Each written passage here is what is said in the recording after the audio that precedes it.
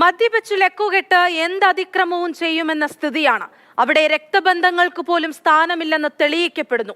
പാലക്കാട് കൊഴിഞ്ഞാമ്പാറയിൽ ചേട്ടനെ അനിയൻ കുത്തിക്കൊന്നു.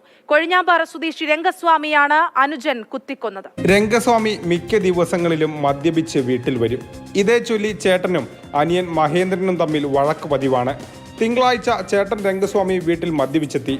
ചേട്ടൻ വന്ന സമയത്ത് അനിയൻ മഹേന്ദ്രൻ വീട്ടിൽ ഇറച്ചി വെട്ടുകയായിരുന്നു. ഇരുവരും ഒന്നും രണ്ടും പറഞ്ഞു വഴക്ക് തുടങ്ങി.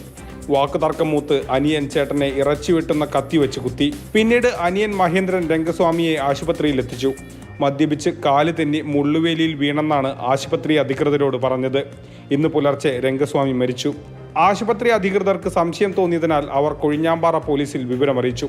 ചോദ്യം ചെയ്യലിലാണ് മഹേന്ദ്രൻ കുറ്റം സമ്മതിച്ചത്. വീടിന് മുറ്റത്തുണ്ടായിരുന്ന ചോരപ്പാടുകൾ തെളിവ് നശിപ്പിക്കാൻ പ്രതി കഴുകിക്കളഞ്ഞിരുന്നു. വീടിന് സമീപത്തു നിന്ന് കത്തിയും കണ്ടെടുത്തു. മാതൃഭൂമി ന്യൂസ്, പാലക്കാട്.